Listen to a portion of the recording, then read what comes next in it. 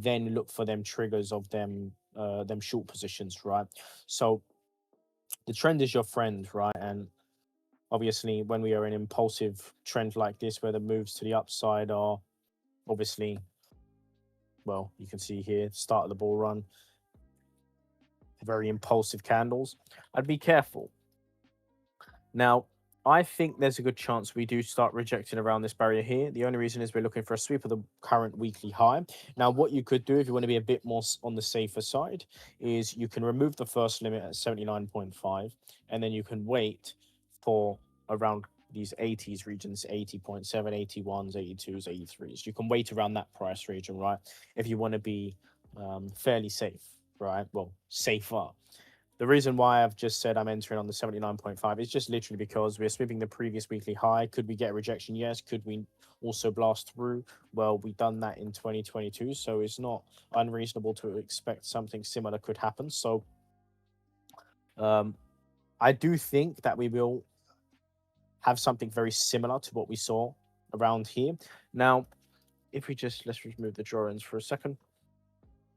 So obviously we've had a very, very insane candle, right? This is an insane candle. I think it's one of the biggest ever on the weekly in terms of the movement, right?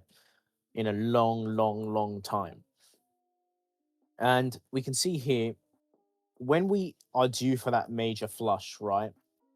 Which we saw here, this was the beginning of where we had the next leg up. Now, we are, and I do believe we are going to have another flush like this. We are definitely going to see a candle like this down, which gets brought up very quickly, and then we see the next leg upwards, right? We are going to do this, right? I'm quite confident in this, about say 80% confident.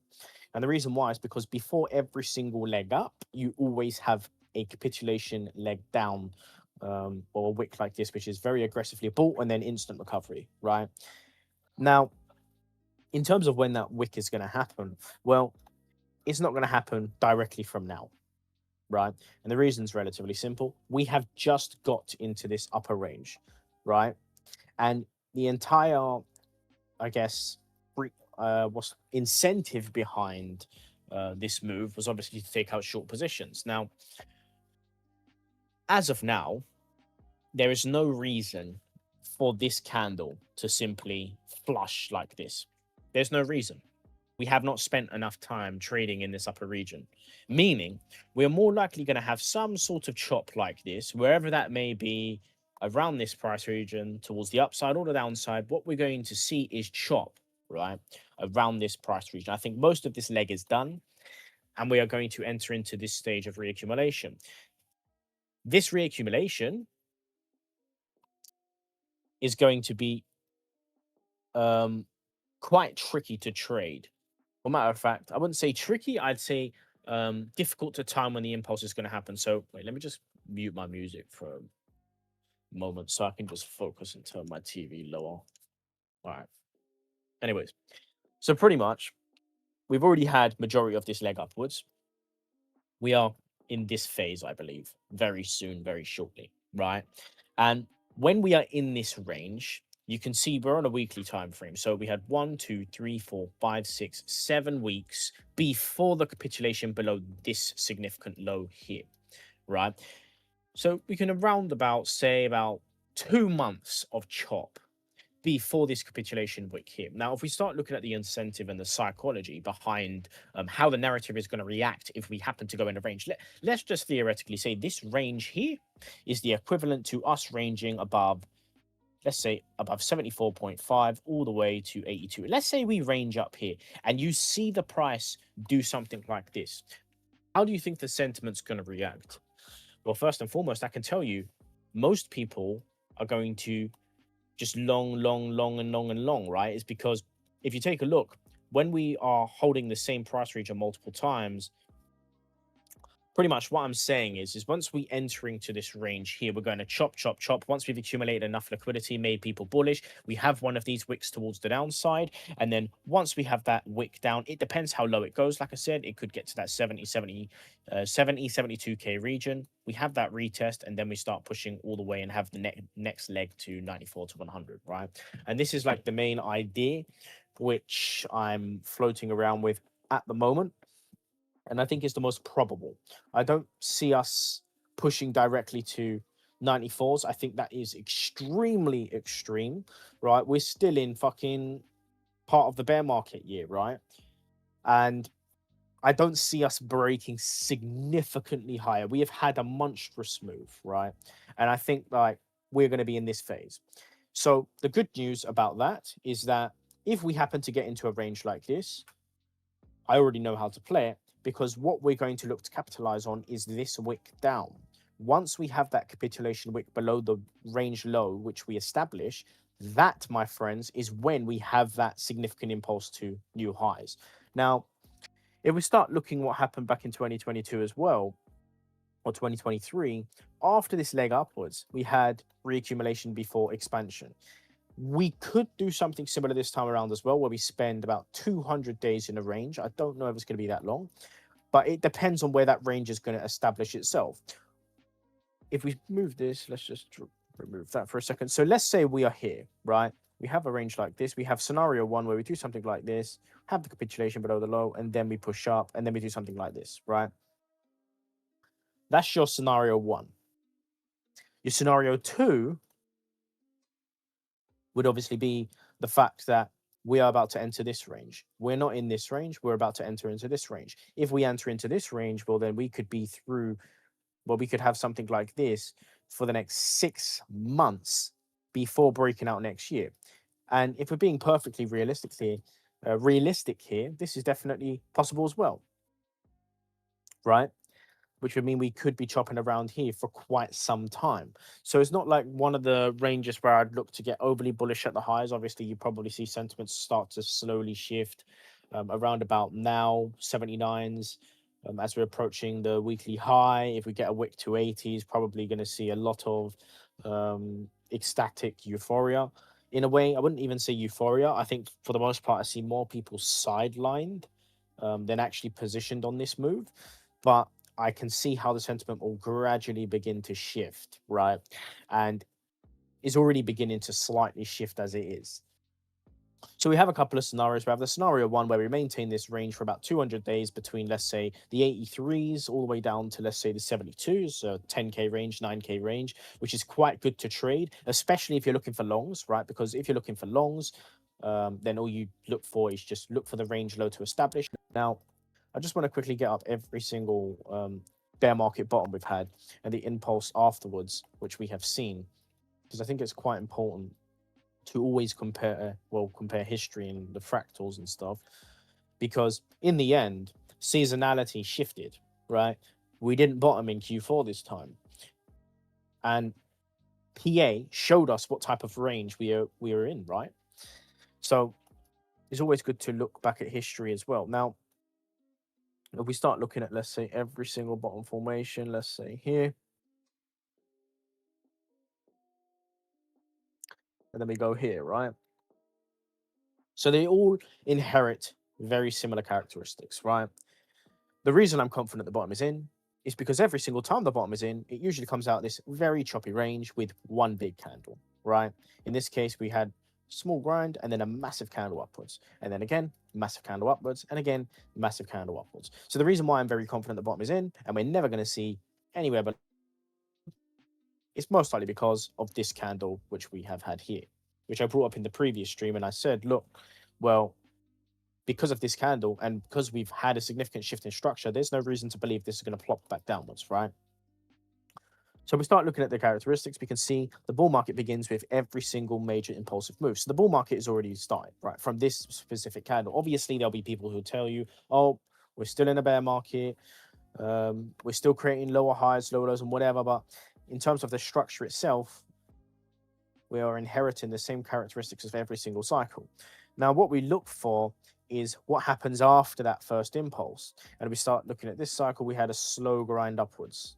In this previous example here, we had a more impulsive move. This one here, a more structured approach. And given the market is maturing, I think that we are a more structured approach similar to 2022, right? I don't think we're going to have an impulsive move like this. And I think this doesn't really make too much sense based on the timing. that would basically be equivalent to Bitcoin going to like 90K this year by the end of the year, which I don't think seems seems a bit too unrealistic based on the timing. What we would retrace 50% of the entire bear market in a couple of months, which seems a bit crazy to me. But as I said, I think we're going to have something like this appear, and it's just a matter of what type of range we form and how long we are in that range. And if I had to give some advice, I would say during this period, if you are taking scalp shorts, make sure they are significantly smaller size than every single long you take. The trend is your friend, right? And all of your shorts should be significantly smaller. Now, the reason why I'm looking for that short at 79.5 all the way up to 82 is as a hedge. Now, if this gets stopped, well, then guess what? I've sacrificed some of the profits on my long and my spot. The next area would obviously be the 98K region for the next hedge. Now, if you were just a long term investor and you're not interested in trading the range, then simply you don't need to hedge anything and you can just hold your spot and then just TP at the all time high.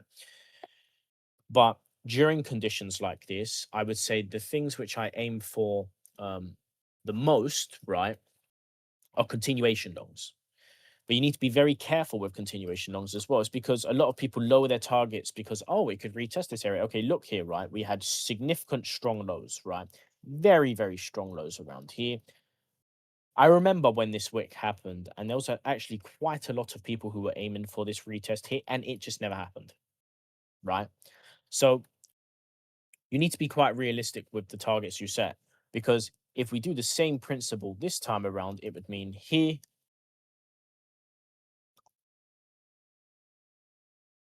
and here is equivalent to this, meaning that if we are going to come back down to here, we would front run it before pushing down, before pushing upwards, right? But obviously, before that happens, I expect this range. Then we have the capitulation, and then we have the expansion. So that would be something which I'd be observing for the next impulsive move, and that would be the area to capitalize on in the short term. In regards to, as a matter of fact, let's have a look at Sol. I'm not sure if anybody followed my Sol plan.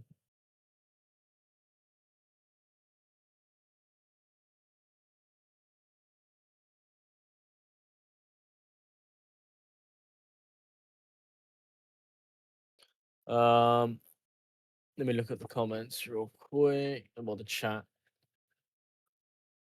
Mic is actually better than before. Yeah, I bought a new microphone, but it's not the mic which I'm actually going to use. This is just a headset. Um, I got some HyperX Quadcast microphone. I need to set that up when I move in the next 2 days. So I'll be streaming today, tomorrow, and then from the 26th onwards, I probably won't be able to stream for the next, I'd say, 2 weeks, just because I'm going to be, well, officially moved, and I want to set all this shit up ASAP. So I'm obviously still posting the Discord, still post on X and stuff. I've been meaning to create a video, but I just haven't had the time to do so. But yeah, I mean, pretty much I will start streaming a bit better. I'm not sure if I'm going to stream in the Discord or where I'm going to stream. Maybe I might do like one stream a week on X as well, here and there, mostly in the Discord though, in the Apex area. And hopefully we can obviously get some nice trades now that the volatility is improved. But yeah, I don't know if anybody took my Sol spot trade as a long. If you did, obviously, pretty much longed 76, not long, bought some additional spot literally at the bottom of the candle, and then obviously went up 37%. So quite a nice move from Sol from here. Yeah. Went up 35%.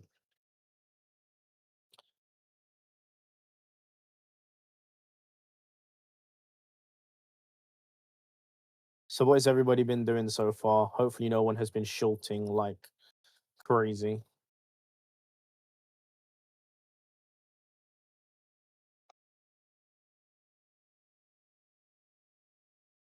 Don't be in that cycle of just shorting like mad.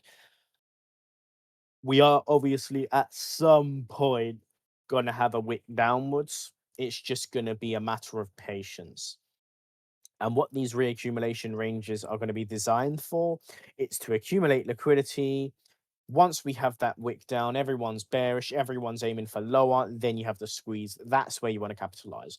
We are not probably going to have this wick down for a while. Like I've said, there's no incentive behind it. We've just had our first leg up, right? So the incentive here as a market maker is to accumulate liquidity. If we just retrace back down, it does nothing for the market. It doesn't build liquidity. It doesn't make people build positions, right?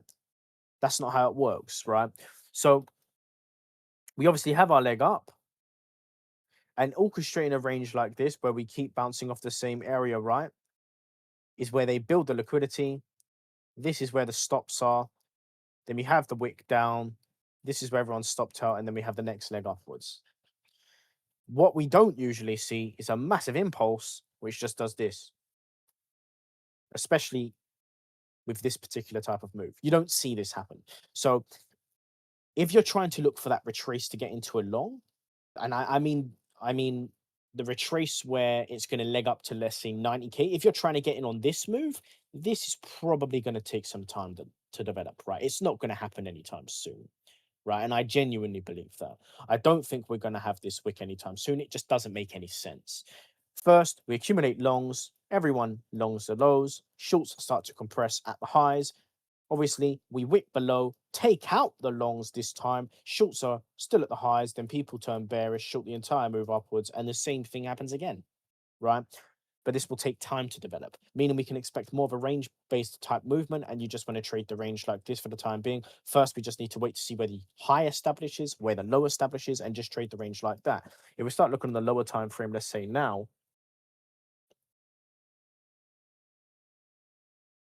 so if we start looking at a key area, which was here, we have this previous range where we had this manipulation above the highs. Are we going to see the same manipulation? It could happen, right? We respected this price region. And if we start looking at where we respected, let's mark this low here. Did we respect anything that's significant? Well, we can see we had here, here, and this was a bit of a deviation, but pretty much you can see how there's an area here, right? So what we are going to see here is either that impulsive leg up. That's why I said, if you want to be safe, remove the first 79.5 limit, put it around the 80s, around like 80, around this price region here, start building gradually here. My stop is, I believe it's 87. Yeah. And pretty much what you'd be looking for here is something like this. And the reason why I'm hedging, now you need to understand my plan, obviously. The reason it's a hedge and the reason why I'm building here is because, like I've said, I expect us to be in a range very soon. And I expect us to have that capitulation wick downwards. This short here is going to serve as a hedge to catch the capitulation wick below the lows. So once we've done this, let's say we do this and then we have another wick down. I'm not aiming for obviously something like this, right? I'm not aiming for this. I'm aiming for the capitulation wick, which is this move here. I know 73s, 72s, 71s is going to be the area to observe, right? So the reason for this position is simply because before expansion, I expect that wick downwards. Now, if we start looking at this cycle, obviously we didn't really have many entries. If we take a look, we had the slow grind, push down, squeeze, capitulation, push up, and then we went into another range. And if we start looking at this new range, we just had very, very choppy PA, then the expansion. And in this case, we didn't have a capitulation wick, right? We had obviously this. I remember when this happened. This was actually very, very brutal. A lot of people got wrecked on this move. It was quite disgusting, right? Once we had this move, everyone was pretty much looking for lower. We didn't have capitulation wick below the lows, but we had a capitulation wick. And given that we were respecting the range, the bottom was already in. We didn't have to have that sweep, right? But in this case, we have just legged upwards for Bitcoin, meaning that we are going to see some sort of late longs be punished at some point when the market eventually slows down, right? It's just a matter of where from and how long it takes. Um, let me have a look at the chat. Hello, Killer. What's up? What's up, Monkey? What's up, Milky? What's up, Nicho? Now that we've had an impulse candle up into our new range, would you say it's likely that this recent PA is our Monday high? I wouldn't say so. I wouldn't say so. Because what you need to be careful about the Monday strategy is that when we are in an impulsive environment, sometimes you do not form Monday highs during these environments. The Monday strategy works very well when we are in a range. And that's good news because 70% of the time, the market's usually ranging, right? The impulses are the quickest moves. The ranges are usually where price spends the most time. So with the Monday strategy and the pivot strategy, they work very well in certain ranges because we spend a lot of time in the ranges, right? On the impulses, you need to be a bit more selective and a bit more careful. That's why I usually position in swing positions to catch these impulses.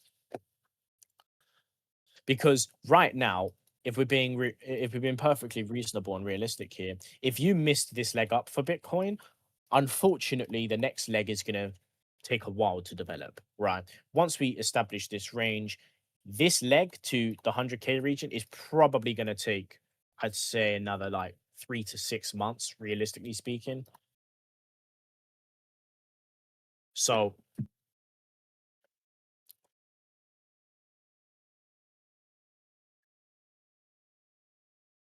wait, how did he get this his screen like that?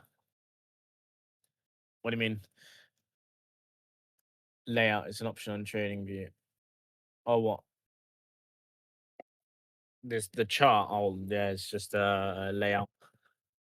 I was gonna hop on mine, but I don't want to interrupt. But does the shallower bottom in any way affect the mathematics for the new all-time high? Is how historically retracements sit around 94? Yeah, yeah. I mean, I guess that's one of the main reasons why obviously a lot of people were expecting us to go lower because the 54% didn't make too much sense. Like it would have been more like 65%, which is what people were aiming for, right? 65%. That puts us like 45 to 50, right?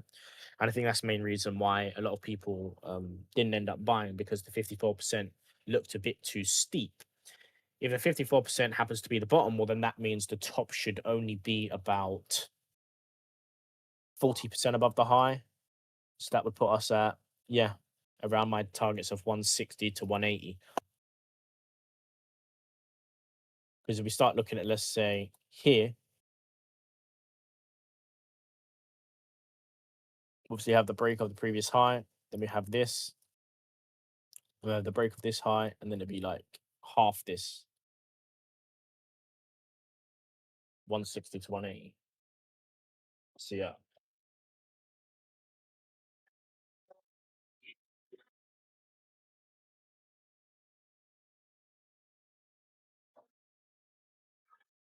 Not sure if you're into the bond market, Killer, but if you are, curious to hear thoughts about that. I'm not really into the bond market, to be honest with you, man. I don't really pay too much attention to bonds.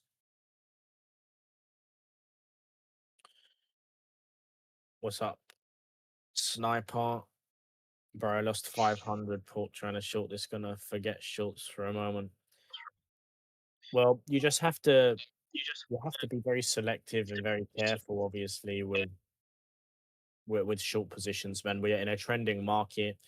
And me personally, if I was in no position right now, I probably would look for continuation longs, and I'd look for that capitulation or that wick downwards. So I'd be careful. Shorts should be small. You should always trade the trend. What the fuck I was saying? Friend. Trend is your friend. I keep fucking saying that. Look, one short BTC got stopped. Wait for the range. Now I just set my hands in and watching single print and fuck around. Yeah, yeah. What would be the best strategy to become profitable since we own a bull run? Just longs, lower leverage, big positions to get 5, 10K from 1 to 2K. Pretty much, man. Pretty much. You have to play the ranges flawlessly though. So pretty much what you'd be looking for is the range, take some shorts at the highs, obviously wherever that high established itself. And obviously you look for the range low to form. So now that we've established the low, we know that we might revisit this. We don't have to revisit it, we might. If we start getting close, you gradually fractionalize your entries to here. And then you look for them longs again, all the way back up to the next leg. Next leg goes all the way up to like 98, 99. We're probably going to front run the 100K regions just from a psychological standpoint, like numerology standpoint as well. Take another little scalp short, probably going to end up retesting the previous area we broke from and then expansion afterwards. And you just look for the continuation longs. But pretty much with shorts, you should be very, very careful.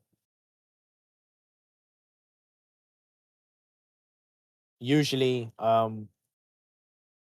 you shouldn't really short anything below the all-time high. But you shouldn't short anything below the all-time high. I would mainly be looking for like something like this, a range to form up here. And if that distribution forms, then I'll be looking for a short. But we're talking very far in the future. Obviously, this is the higher time frame. We're looking like 2 years in the future where this is going to happen, right? So pretty much the way you'd look is you just wait for the ranges to establish for the lows. You can do the same thing I did with my 2x long. You could do it with 3x now. Matter of fact, that's important that I've mentioned that because I did say that when the bottom is in, now we know. Well, I say the bottom is in, and I firmly believe that. Like I'm very confident in that.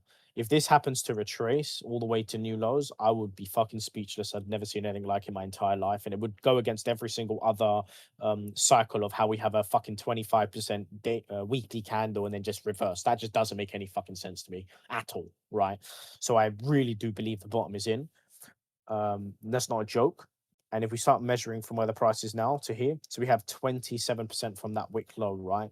So theoretically speaking, if we start having a retrace to like 75, 74s, there's a good chance we never revisit that wick low, which is around here. And you can adjust your leverage based on this wick low being the bottom. And that's how you can position. So for instance, here, the reason I was on 2x because I didn't know if it was going to extend down to that 40K region and sweep this low. Now that we've established our low, I have a good idea of okay, how far does the price usually retrace in a bull market? And if we take a look here, so we have here to here, so we had 20%. So meaning if you're on 4x, you would have been safe, right? That's if you long to the very top of the candle like a fucking dumbass, right, directly into resistance. But if you long somewhere like around in the middle of the range, then you would have been quite fucking safe, right? And what you can do is you can optimize your leverage based on the fact that the bottom is in, right? So knowing the bottom is in here, you can take a long on certain leverage, capitalize on that move. Now we start looking at the bigger retraces. So we can see here we had a 33% drop, meaning if you're on 3x, you would have took out. If you longed the very top of the candle again, that'd be pretty stupid for you to do that. But if you longed, let's say the 60K lows, because this was actually bouncing fucking loads of times in the lower time frame, you can see here, if you were on 3x, 4x, you would have been relatively safe, 18% to the bottom of the wick. So most of the time, you only see shallower retracements. Same thing here. So we had a 30-ish% drop around that price region, then pushed upwards. So it's just about optimizing your leverage based on the conditions of where the market is.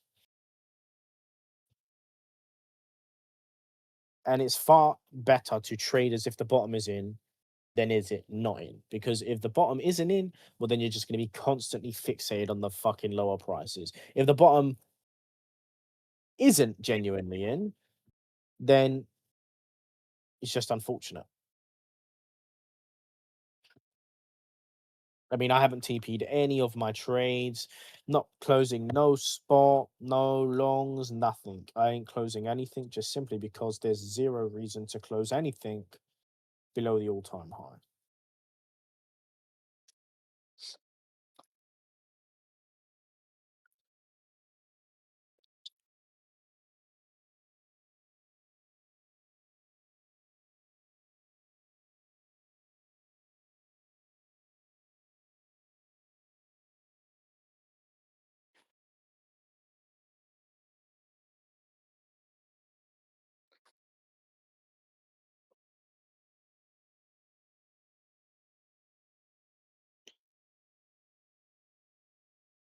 Alrighty.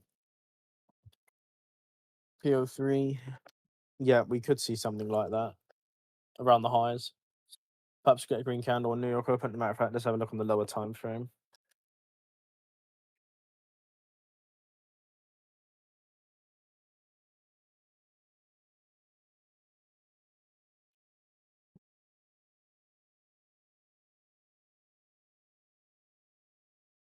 We'll have to see. We'll have to see. Obviously, I have my first limit above the high. So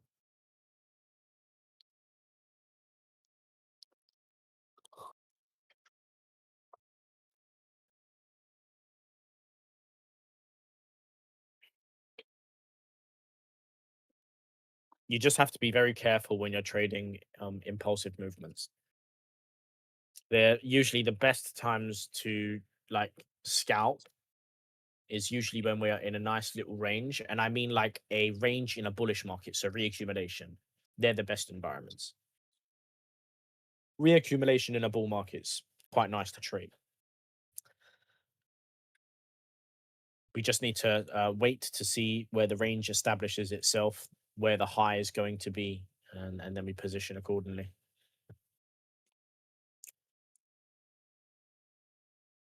Aren't you worried S&P hasn't S&P still hasn't had a drawdown? Well, I think that it still will have it still will have a drop, but I just think like the low for Bitcoin, um, obviously, well, you see BTC bottomed, but this was on the monthly time frame where I had this chart.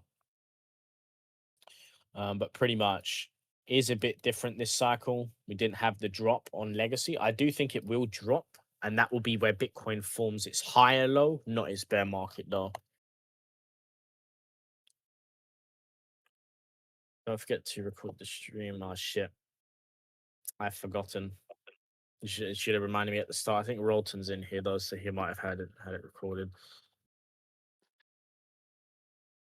I am. It doesn't always have to happen when people think it's supposed to, though. Yeah, exactly. Like we don't have to necessarily have. What we could do, right, is we could be legging up for Bitcoin now, and that's because S&P is going to have a fucking monstrous retrace in, let's say, another 3-4 months from now, and that's when Bitcoin's going to have another monstrous retrace. And I don't mean to new lows. I mean like, let's say we are in that range which I was talking about um, earlier on. Let's say we establish this range up here, we could range up here, range up here, range up here, have the capitulation wick to here, like this, right? And during this, that is obviously where you see legacy do something like that. Whether it be from here, whether it be from higher up, it depends. But it doesn't have to necessarily happen at that specific time. It could be later on, and that would still serve as a higher low for Bitcoin. But I might have to adjust this here. I do think it will get filled, but if we look at this high here, 73.9, there's also a chance it could test here and bounce. And I wouldn't really want to sacrifice missing this entire move just because of this, if that makes sense. So I might adjust that. It really depends. Closer to the time, I'll adjust it if I have to. But if you don't want to have your stop loss at the wick low like this, then what you can do instead is you can just adjust your stop loss to, let's say, just around these highs here. because last cycle we didn't come down to test here. We front ran them, so you could do it like that. I just think like if you are looking for a lower leverage position, let's say you missed the initial entry below, then I would do it like this, and that would still offer a 1 to 4 from all the way from uh, here to here, which is still very good risk reward. So um, if you want to get into a lower leverage position because you missed these entries down here, well, then this should be good as well.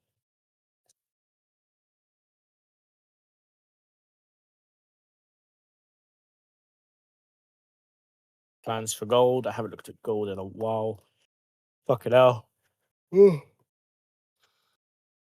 So it seems like gold is having a nice wick up as well, broken above the resistance. I did mention in the last stream that you do not have any acceptance below this area here, then don't take any shorts.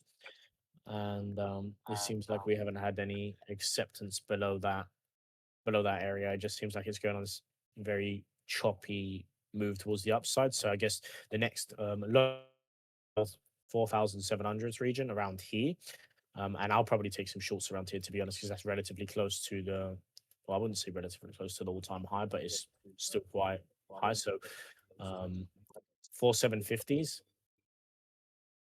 I would probably look to take some shorts around here. Right now, I haven't really taken any positions on gold. To be honest, I haven't really been looking at the charts that much. Like I said, I've been very fucking busy with moving shit and sorting stuff out.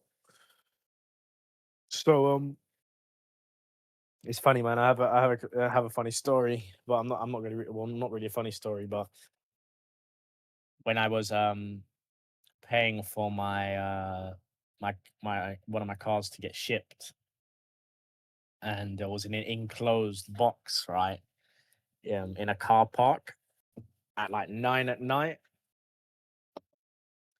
and the amount of fucking shit which happened in that car park was insane.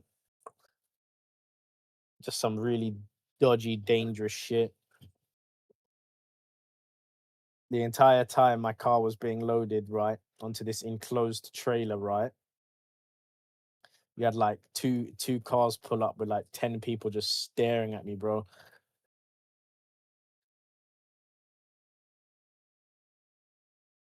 Some pretty crazy shit.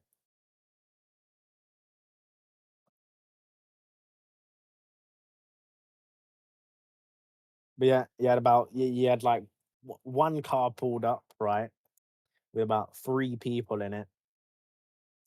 Came up to me, he's like, "Nice car, nice car," and I just fucking blanked him completely, right? And says, do you own it? Did you buy it? Blah blah blah, whatever. Blanked him again. He walks back to his car. Then another car pulls up beside him. Another fucking like one of these cars with like 7 seats, right?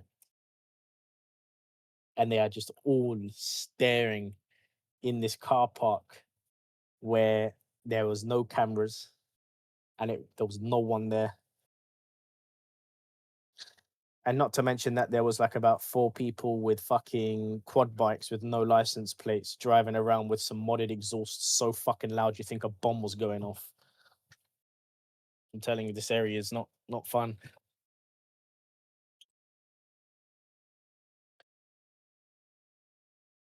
But yeah, I've been busy. So I haven't really been looking or scalping that much. Has been in my trades. But yeah, I mean, with gold, I'd say the 4,700s, 4,750s is probably the next logical area to look for that short position. That short would probably range all the way down to 4,580. So that would be the area.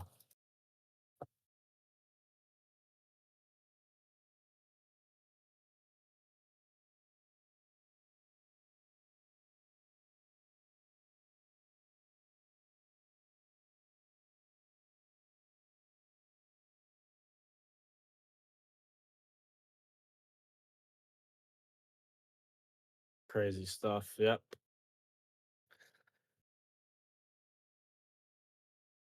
Like I said, man, shitty area.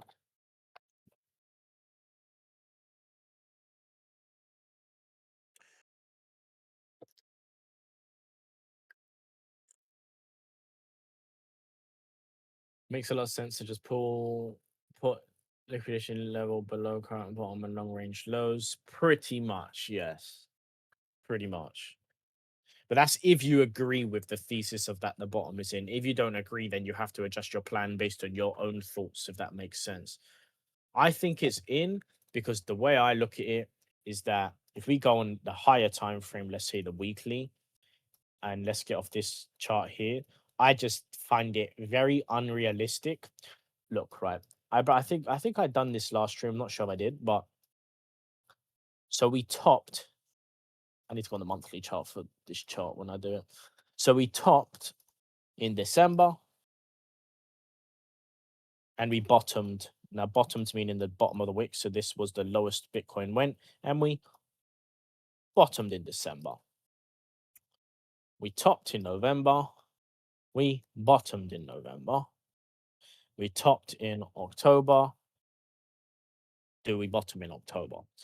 And I just simply do not see us retracing this entire move to form a new low into October. That just seems stupid to me. It just doesn't seem doesn't seem right. It doesn't make sense, right? It just doesn't make any sense. So my thesis is that we'll form a higher low in October. So I just don't see this candle being rich. It just doesn't make any fucking sense, right? It doesn't make sense for this just to go back down here. It just really doesn't. Yeah.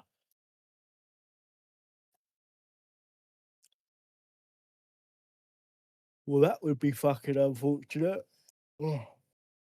First limit would have been front run.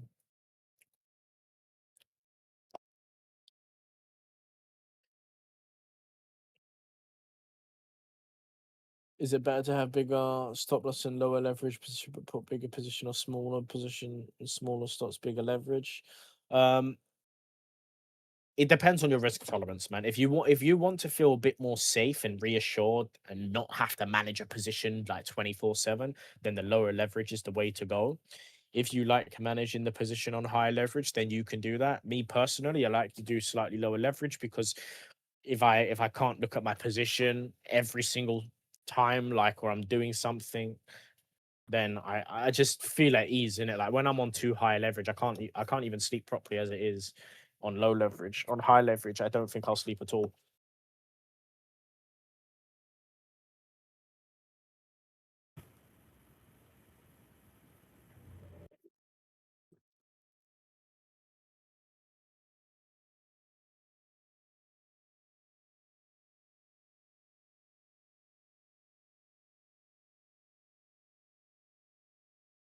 Depends if you're swinging a scalp, and yeah, exactly, man, exactly, yeah. It depends on your objective at the end of the day, and like what you're aiming for.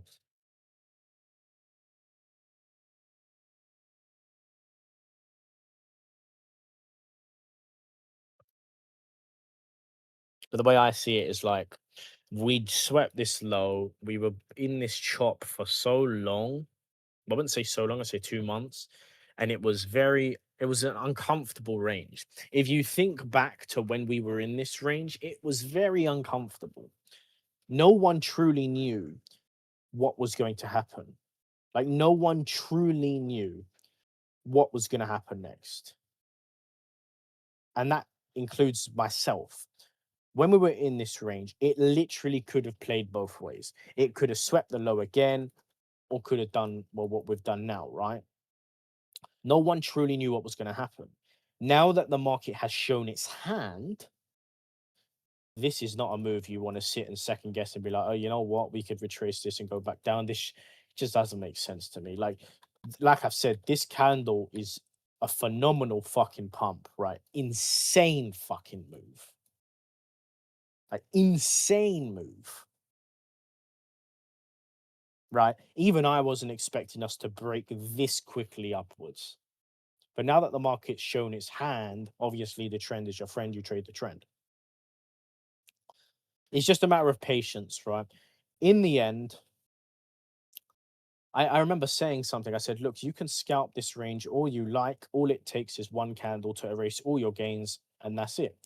And I'm sure, unfortunately, there was a lot of people, and that is exactly what happened. They scalped the entire range, and unfortunately, were caught on the wrong side when the market broke upwards, right? This happens to most people. And during that time, people learn a valuable lesson. And in the end, although it was fucking boring, although I had to sit on this 2x position for ages, round trip multiple times, right? In the end, it worked out better than any other positioning in the market. It would have worked out better than any scalping.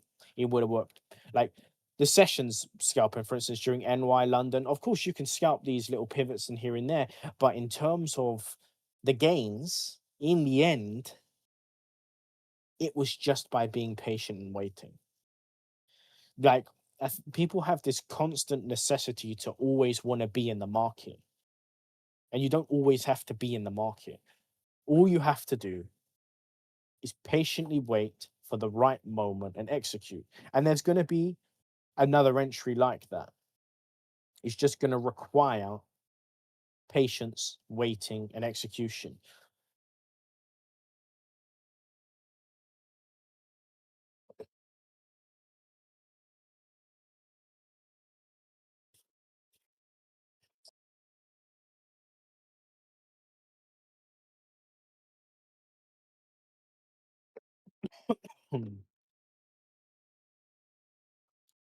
Um, I think it's because the least expected bottom. Yeah, I mean, it was like it was just an uncomfortable range, man. Like nobody knew if we were going to break the lows or break the highs.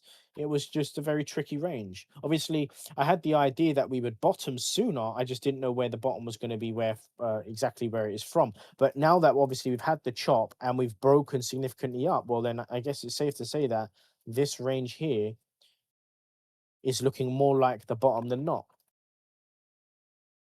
Um, I use high leverage, but position size is equivalent to 2x and 3x. My liquid swing long literally sits at 10k right now.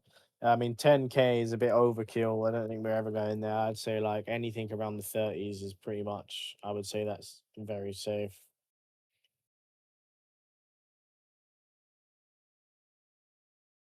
If there isn't a sharp projection within the next 2 weeks, then that would further confirm, wouldn't it? The previous 20% pump retraced quickly in the previous two bear markets. Yes, but it's like the question you truly have to ask yourself is: do you see a 20? Well, how big was this candle?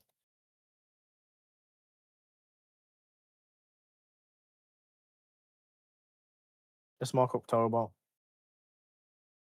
So the question you have to ask yourself is: do you see a 23% closed candle retracing the entire move in this time span? And that just seems fucking unrealistic to me. What seems most realistic is maybe something like this instead, or some sort of continuation higher low around this price region, because it just doesn't make much sense. And I know a lot of people are comparing, oh, but we've bottomed in December before and only started pushing up in January, and then here we only started pushing up. Look, we were in January here, we didn't push up at all until April, March, right? But the difference is where we topped. This was December, this was November, this was October. So I don't think like we're going to retrace in this time span to a new low. It doesn't really make much sense.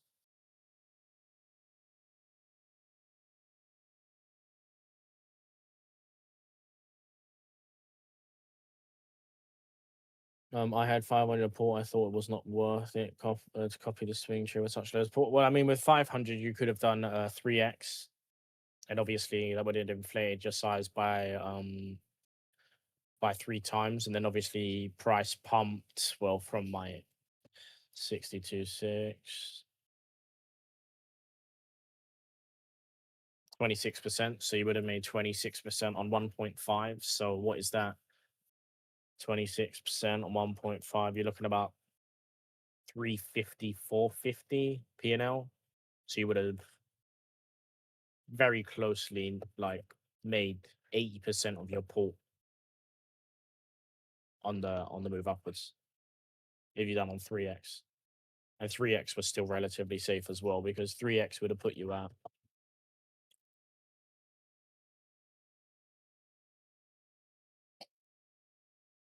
40k. So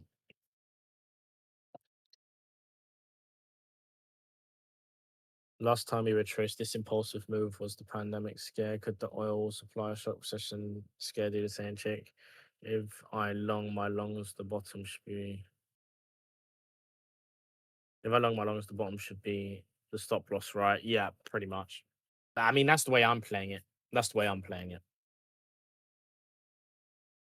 On the continuation long, like my long would be the stop loss at the low on that continuation long. The other long would still be on the 2x. I would still hold that position. I haven't took any profits or anything off that position at all. I'm not going to take anything off.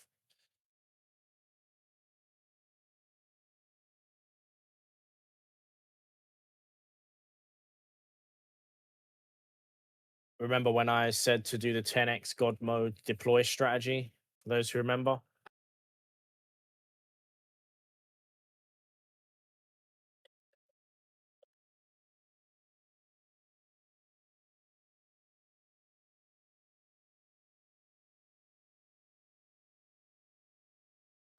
yeah, that's one of them which I've done on Binance in the channel on the 10x. How big was the candle in the last bear market where it got retraced? What candle are we looking at?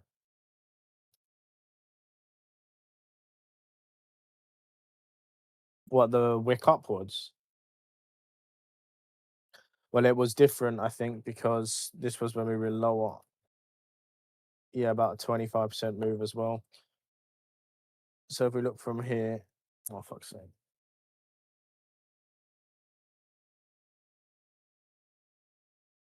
So if you look from here, you have 25%.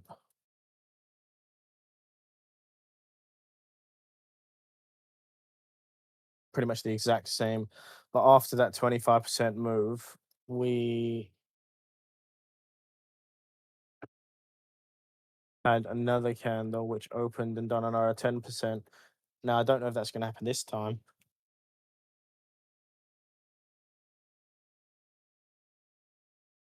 Another 10% will put us at 85k.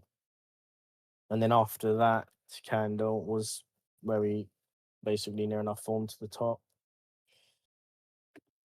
We'll have to see. Fucking bastard front run us, man. That's bullshit.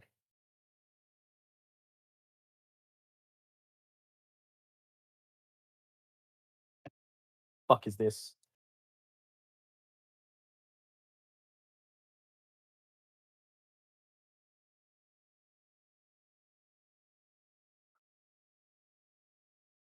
Fucking bastard.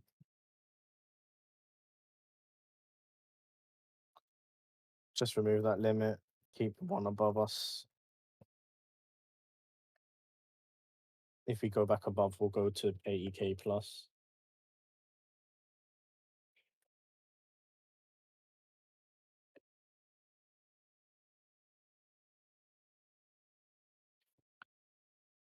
I mean, take a look. We are testing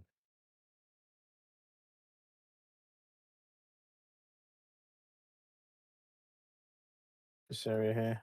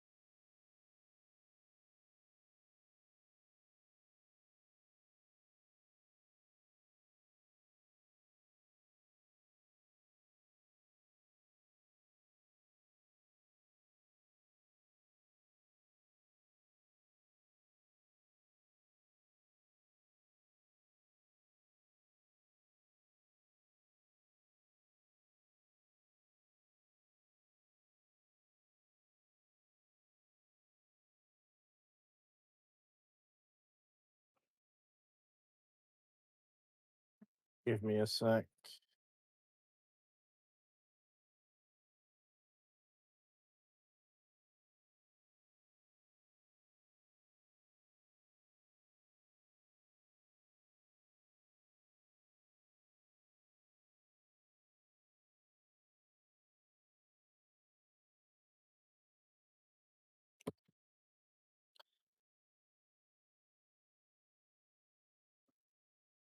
Alrighty, I was just writing that message in my channel just to update people because that's a bit fucking annoying. It's front run us by literally $70.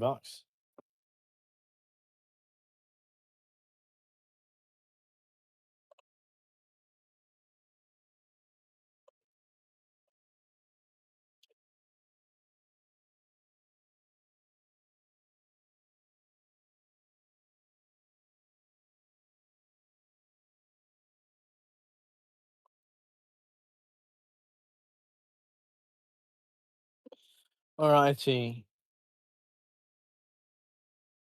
What's up? Could I just join the stream? You got any scout notes? Well, we did have a limit on a short position here, which got front run by $100, which is quite unfortunate. Mainly at the moment now, we've had a push down during NY Open. We are testing the previous range area here. I'm not gonna lie, it's not really strong range, but we have like multiple different. Oh, for fuck's sake, what's happening there?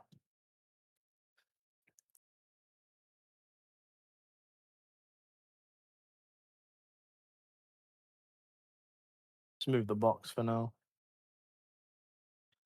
We have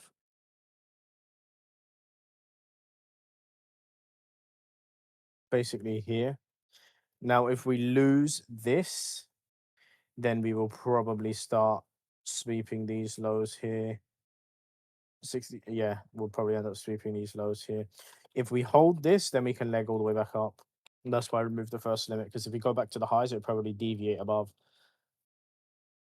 I mean, you could have theoretically took a risky scalp long, but it's a bit risky. And you would have been looking here. So this high here. And if we apply the sessions again. Yep, so you're testing previous NY high. You would have been looking for a long something like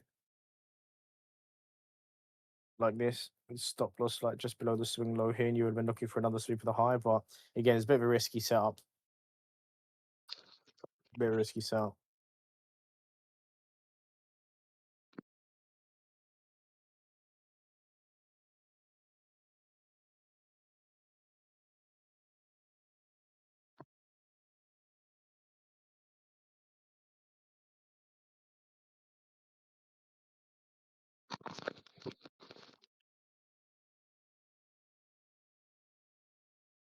Um, Killer in 2025, there was a range between 90k and 110k. How could one tell at the time that was reaccumulation and not distribution? 90k and 110. Let me go.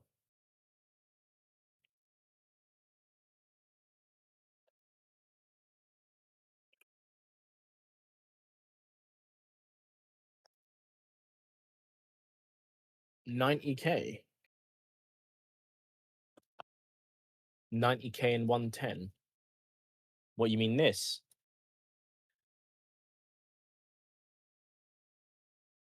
I mean, this was not reaccumulation, this was distribution.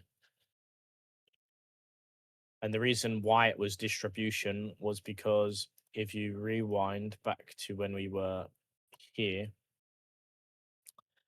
and you apply a fixed range volume profile from, let's say, here, oh, for fuck's sake, man, I hate these charts, man. I really do. Like, but if you go from here, what, you can't do that on replay? Well, that's pretty stupid, to be honest with you. Whatever. But pretty much, if you apply the volume profile from the swing low to the high, what in the fuck is happening? Fuck me. So you apply it from the low to the high, you saw an increase in volume at the highs whilst we were relatively late into the cycle. And the reason why this was not redistribution, the reason why this was likely to be distribution was because we had an increase in volume being transacted at the highs, very similar to obviously what happens at the lows when we mark the lows. And let's go here, we see an increased volume at the lows. And the reason this was distribution, because at distribution, you see an increase of volume whilst the price is stalling in an upwards trend. The reason this was accumulation was because we were in a downtrend with an increase in volume, right? So pretty much one way to just simply identify if it's distribution is we've had a massive move, we're stalling in an upwards trend. Basically, from here is where the volume started to increase, and you would have just been looking to take the scalp shorts around here. Then, once we had the leg down, a way to identify why this was reaccumulation was simply because we were still in a uptrend, we were close to testing here, plus we filled the imbalance of the previous range here. Low volume is where whales like to build. Whales don't like to build when there's a lot of people trying to build. They build when no one's trying to build. So here, and then obviously because the trend structure was respected and we were still in a bull cycle, right? We can see here this was April 25. We usually top in October. Well, in Q4, we would have been looking for that next leg up to here. And the reason why this was distribution was simply because we were towards the end of the cycle and it was pretty textbook and we pushed downwards. So to identify why this would have been distribution, we saw an increase in volume, price was stalling, unable to create new highs. We were on the top of an uptrend. We had lots of liquidity. We had a very nice mark upwards. That's why it was likely to be distribution.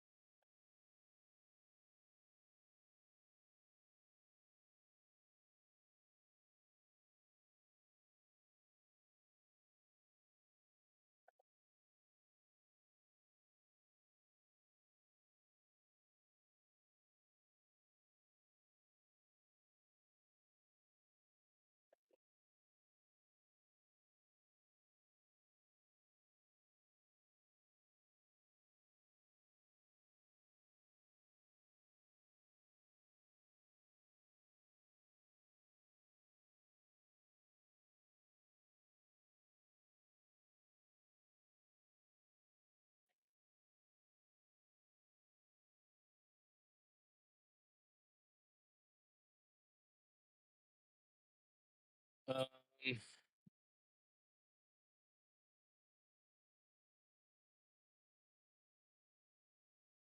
Schultz aping. Let's take a look. The screen real quick.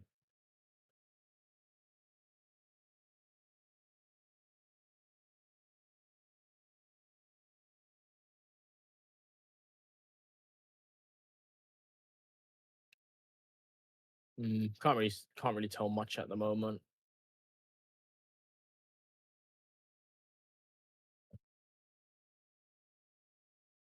I'm only interested in short from 82 to 84.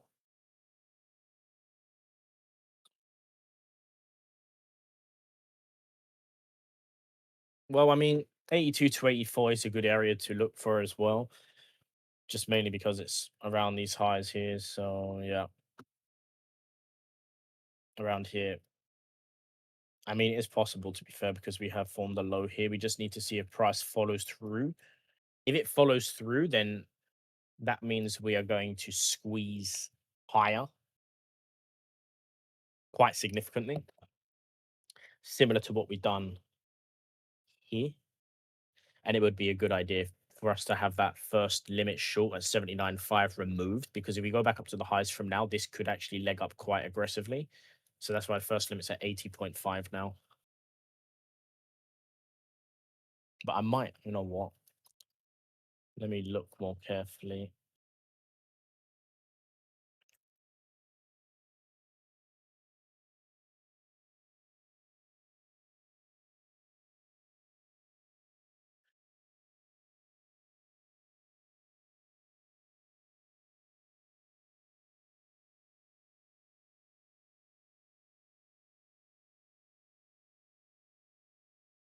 You know what? That area is actually quite an important area, 79.5. Yeah, we'll just leave my limit in place for now.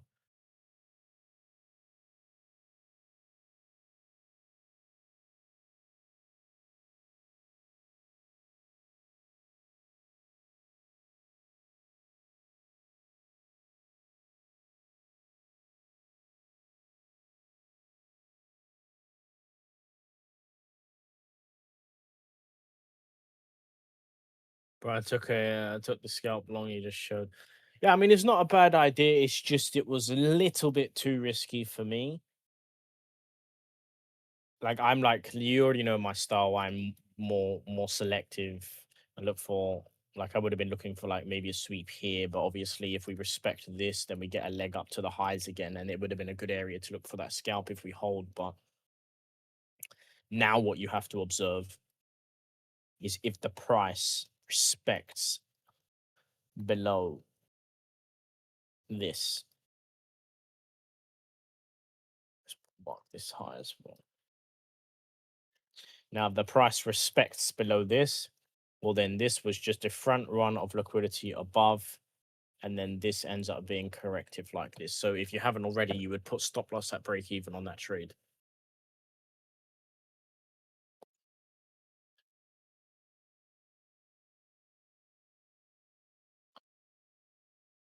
Like theoretically, in a bearish market, you could look for a short here, but again, I'm not taking it just because I'm looking for that sweep above the high. I'm not looking for the scalp here. I'm looking for that bigger move, the capitulation wick to happen to a new low, not like 50K, but like a higher low, and that might involve some more volatility above the highs, and that means that this area could be compromised. If you're looking for a scalp, then sure, but I'm not. It's like we're like what $1,000, $1,500 from where I want to enter, so it's relatively close. So I'm not going to be looking there personally.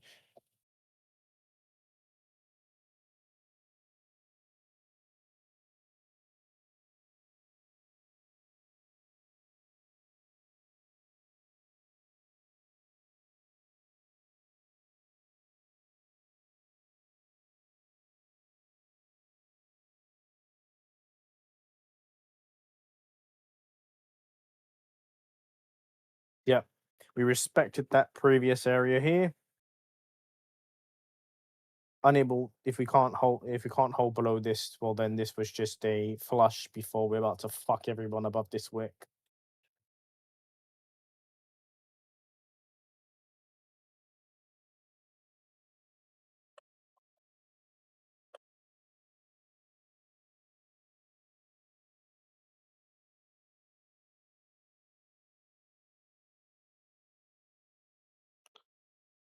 Thoughts on SpaceX?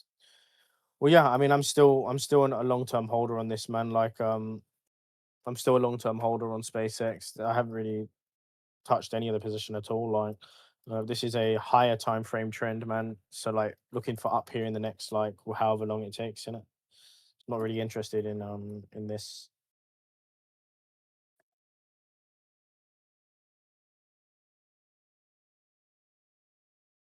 I was looking at the footprints just now last time for him.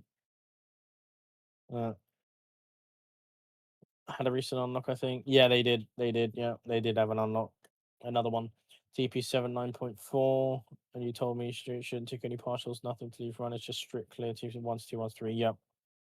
Yep. You'd either put stops slightly at break even, just slightly above to make sure that your obviously your trade will be closed break even because you have to cover the fees, and you just do that.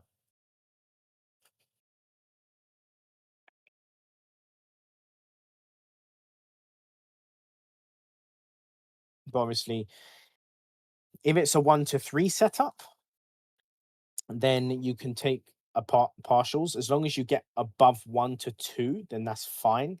But you don't want to go you don't really want to go below 1 to 2 unless you have a very high win rate. Didn't retrace much before buyers came back in to push the price up. I mean, all we really did, to be fair, is just respect a lower time frame range. We had quite a nice retrace though, We had a 2% drop really, really quickly. So we did was just basically push back upwards and probably take out some late shorts who entered around on the breakdown.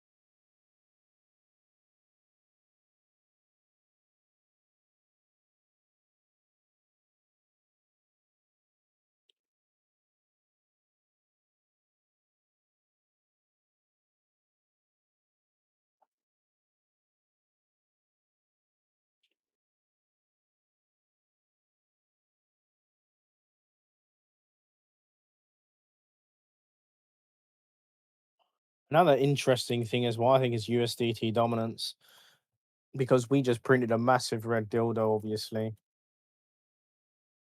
and we can obviously see that each time we're creating higher lows, higher lows, higher lows, and so forth. But bit tricky this time because even on here we did not form a higher high. So we are like some very subtle shifts. I mean, honestly, if we got to here, see that's the thing. Like you look at a key area and you're like, you know what, this could hold, and we have quite a nice retrace on Bitcoin. But if you take a look, oh, fucking replay not available. But if you take a look here, just ignore this price action in this box, right? If you take a look here, well, matter of fact, ignore from here. If you take a look here, us testing here, you would have expected, oh, maybe the price retraces like to here and then pushes down and so forth. And you can see all it did was do this and then just do this, another one, and then a push down. And that was the leg to obviously 100K. So we could do that here, push down, here, push down again, which matches up with, well, my thesis at the moment.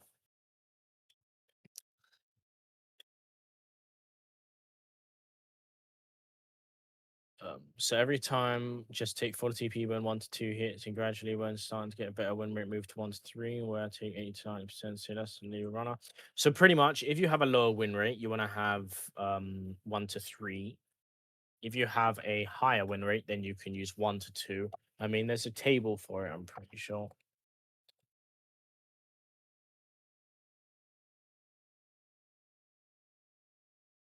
What you have here. So on a 1 to 3, for you to be in profit, you need a 30% win rate. 1 to 2, you'll be in a loss. 1 to 1, you'll be in a loss. For 1 to 1, you need to have 60%. For 1 to 2, you need to have at least 40%. And 1 to 3, obviously, you need 30%. 1 to 4, you need 30% to be in profit. 1 to 5, 20% win rate, you could be profitable. But 1 to 5, 1 to 4, these are a bit difficult to try and catch on a daily basis. One 1 to 3 is more realistic, which happens on a daily basis, but you need to calculate your win rate and then adjust based off of that table. So you need to like document. I can share the table, but if you go on Google, there's loads of them as well.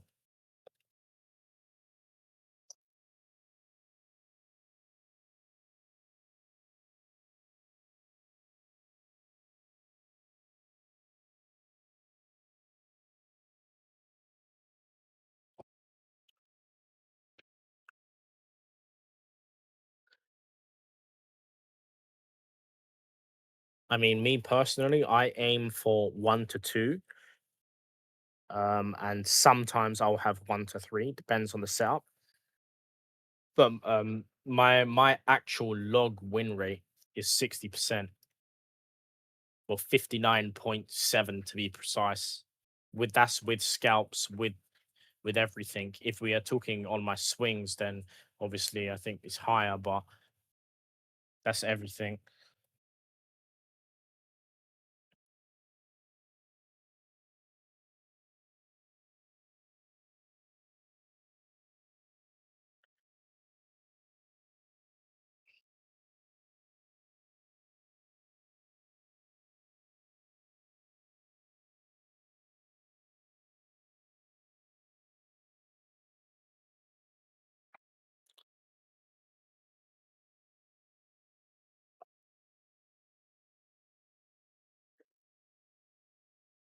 I just want us to start getting a push up to here. Don't get me wrong, it's nice being City being positioned below and having a wick up, but it's a bit boring when obviously you're trying to look for like another trade and there's just simply nothing happening. So we just have to wait around here, capitalize on that move.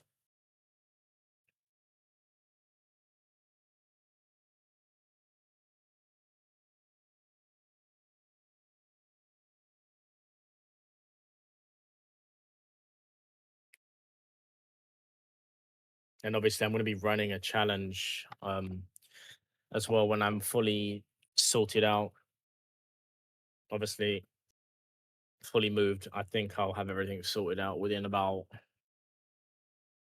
probably say a month.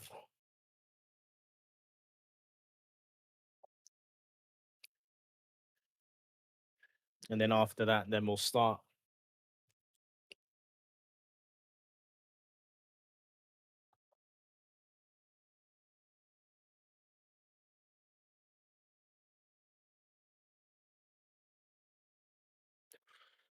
Does BitConnect show your win rate? I don't believe so. How did you start trading Killa? By time frame of swing trades, or did you start scalping day trading? So originally, I was day trading the sessions. Obviously, what you've seen me demonstrate a few times, and mainly scalping. Now, when I was trading gold quite a lot, this was when gold was like at 2000, 2000 price, but scalping was quite nice. Now, don't get me wrong, you can make money with scalping. That's mainly how I was able to build my pool up gradually in the beginning. But even then, like most of my big wins, they came from higher time frame trades. And I speak from experience, man. It's like the way you have to ask yourself is, okay, so how is BlackRock, Fidelity, all these institutions making billions, right? Are they scalping the 1 minute? Are they scalping the 5 minute, the 10 minute, the 15 minute? And the question I should ask, well, the question you have to ask yourself is, what are they doing? If they're not doing that, well, then obviously it's not as profitable as people think, right? Consistently day trading and making it insane income from it is very fucking tricky to do if you are not on the chart 24/7, right? 24/7. You need to literally be on it all the time. And the way I see it is if I was scalping the entire range back and forth, I would have got caught on this wick upwards, right? However, because I was swing trading, because I was higher time frame, right now, well, I mean, in my channel, I posted some of the P&Ls of my positions, not all of them, because I have some Bitcoin on Revolut as well and in another wallet. And then I have my Sol holdings in another ledger as well. So I have not everything there, but I think right now at the current price of 79K, I'm up about 175K. And that's in what, 4 5 days? Now, am I going to make 175K from scalping in that time span? Probably fucking not, right? So I try to mimic the same way institutions trade, the correct way to trade, focusing on the big, larger movements which matter, not the lower time frame ones, right? You should be doing more of what works and less of what doesn't. And BlackRock, Fidelity, all of these institutions, they are all trading these bigger time frames. Now, if you optimize your leverage, and let's say you do 2, 3x on the higher time frame, then that's how you can inflate your gains and outperform everybody. For instance, let's just put it like this. So let's say you have let's just do $10,000 example. For instance, you put 5,000 in spot, and then you do 5,000 on the 2x, like I said. You have 10,000 position size here because of 2x, meaning you have 15K in total exposure, meaning that if the price goes up 100%, you make 15K P&L minus, let's say, a couple hundred off the fees or whatever, right? But the moral of the story is instead of trading with 10K, you have 15K exposure, you make a bit more because of that extra exposure you have. Now, if you do the same principle and optimize it with a bigger amount, let's say you have 1 million in assets, 500k in spot, then you do 500k on 2x, so 2x. Now you have out of 1 million, 1.5 mil position. And if Bitcoin goes up 2x, then you have 3 mil. Whereas compared to just having the 1 mil, you'd have significantly less, right? If Bitcoin goes up, why do I keep fucking clicking that button, man? As opposed to 2 mil. So there's a big difference when you utilize leverage. You trade the same way the institutions trade, just optimize it with leverage, and that's how you make your money. This is how they operate. And this is how you eat the volatility and you capitalize on these big moves. Like, I'm a full-time trader, right? But I'm very, very fucking patient, right? I don't need to click every single button on every single day to make money, right? I can simply wait for the right opportunities to present themselves. The more volatility there is, obviously, the more trades I can take. The less volatility, the less trades I take. But what matters most is that when the big moves happen, I capitalize on them, right? So I think people get sucked into this illusion of, oh, I'm a day trader. I'm going to go on my yacht. Then I'm going to drive my fucking Ferrari down the street. I'm going to make a couple bags, make my petrol money. And then I'm going to just go fly to Hawaii and go on the beach with my laptop and like fucking take trades. This is a load of shit, right? No one who is genuinely trading is doing this shit, right? This is literally just advertising this false perception of what trading actually is. Trading is a lot of just waiting and waiting and waiting. It's not this lifestyle of, oh, I'm going to trade NASDAQ, look at the sweep of the high, the low, and take a trade. Shut the fuck up, man. That's not how you fucking properly trade. Like, it's just stupid. It's genuinely stupid. Like I've said, the correct trading is waiting and very fucking boring. I was bored out of my life for these past 2 months watching this PA. So fucking bored. But in the end, it obviously worked out. So the market will test your patience, innit? The market will definitely test your patience, and all you have to do is stick to your plan, and that's about it. And just trade the higher time frames. And don't think you're too late. I mean, like, don't get me wrong, we've had a nice move from the lows. What, 37% move. I mean, we're still what, a 65% pump from the highs, or 60% pump from the highs. So there's still a lot of money to be made. And this is just from here to here, right? Let's look here. Like, this was the last all-time high. Look at how high it went above the all-time high. It went all the way up here. So even above here, there's money to be made if you correctly position, right? So you're not late. Obviously, you might have, if you didn't catch the bottom, well, then it's unfortunate. It's a learning curve, but there's still a lot of money to be made. We're not at 126K, right? We're at 79. And like I said, we're eventually going to see a possible drop when we establish that range. And that's when you have to capitalize.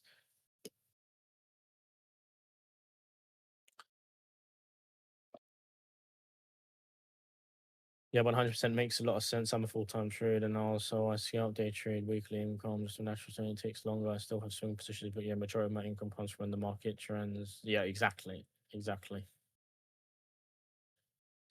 I guess now that it's highly likely mind that the market will only go so low in the next 18 months, so it's more profitable to long. Yeah, exactly. Exactly. That's my thesis at the moment. Um, that's my thesis at the moment.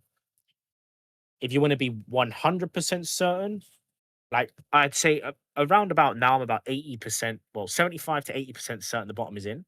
The only reason why I say there's 20% left is because there's always some sort of unlikeliness, right? I'd say the only way it would be 100% would be if we get out of this year while still being above this low. If we get out and we're in 2027 and we're above 57K, well, then the bottom is in, without a doubt.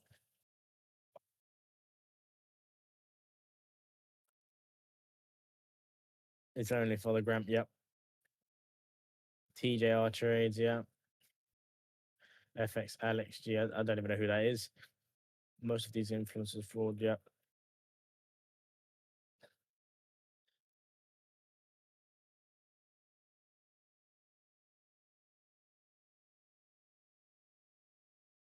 Now he's just gotten so big that. No, I mean, all I'm saying is that is the truth, man. It's like like this persona lifestyle trader is just it's not real, man.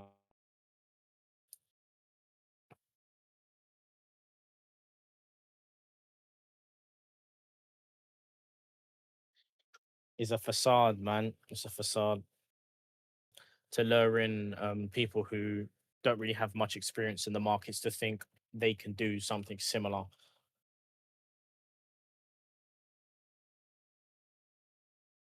Like realistically, if you want to make money, I'm telling you how it is. You got to be very fucking patient and capitalize on the moments which matter the most.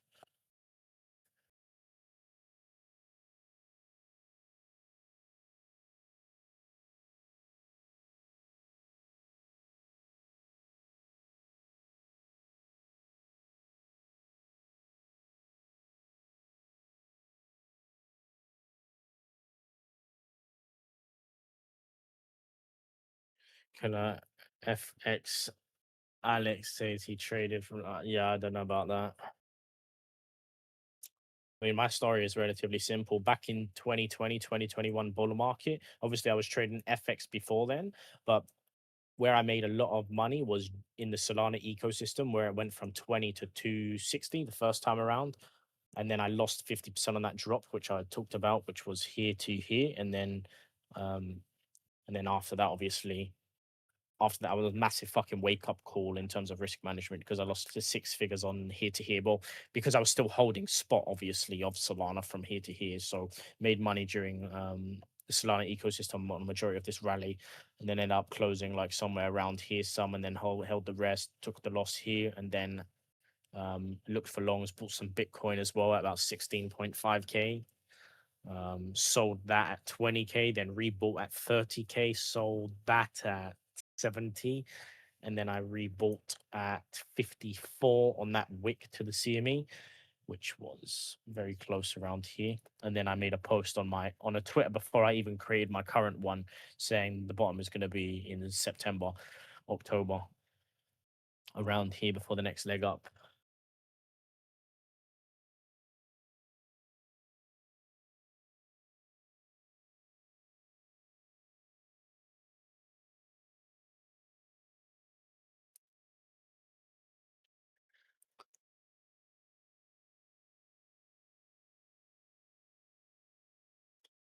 All right, I've been live for about 1.5 hours. I have to head off. I don't know if I'll be streaming tomorrow. I don't know. Um, I just know I probably won't be able to stream for the next 2 weeks because on the 26th I'm going, and I'll just have to sort everything out.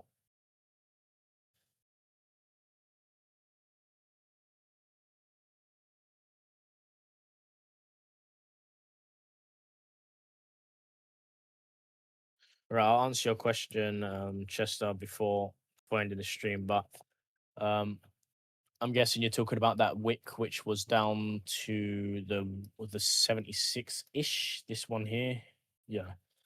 So weekend ranges are quite. Yeah, you can see here it's testing our entry now. Let's see if it gets up above and pushes. Yep. So it respected the range. Let's see if it was a good idea to remove that limit of the highs here. He's either going to nuke or it's going to blast through. Was it a good idea to remove it or not? Time to fuck around and find out. But anyways, I guess you're talking about this wick here. With weekends, I did have a post on my fucking what? Give me a sec. Are you having a laugh?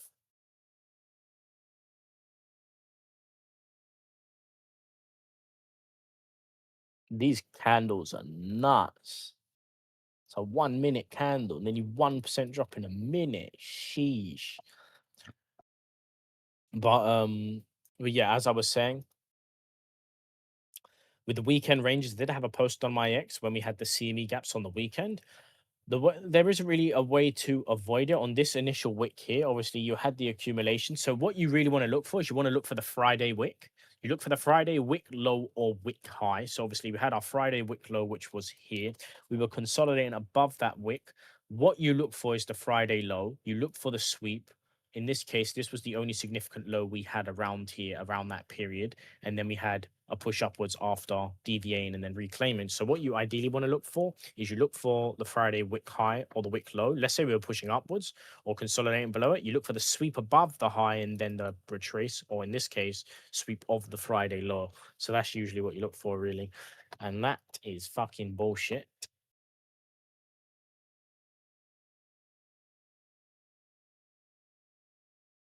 Well, that is boring. Hopefully it goes back up. We'll have to see. Or is it going to front run the 80K region? We'll have to see. Anyways, thanks for tuning in, guys. I'll keep you posted. But yeah, we'll just wait and see. So I'll catch you guys later, man. So yeah, in a bit. Peace, peace, peace.